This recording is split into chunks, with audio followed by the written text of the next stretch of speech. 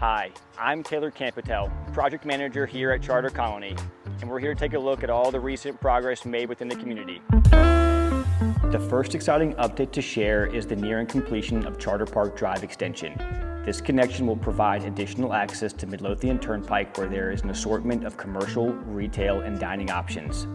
Construction is also well underway on phase 2 of the development, which includes more single-family homes as well as our highly desired townhome options. And if you've been interested in our one-level living floor plans, now is the time.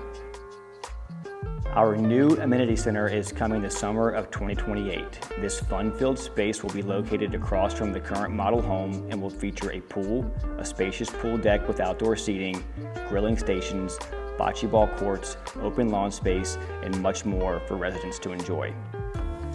Another exciting feature planned for the future is a disc golf course within the community, creating even more opportunities for outdoor recreation.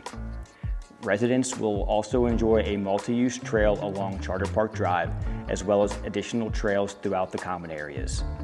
Once Charter Park Drive is completed, these connected trails will offer over 1 mile of total distance, providing a scenic and convenient option for walking, jogging, and biking. That's it for today. Stay tuned for more at chartercolony.com.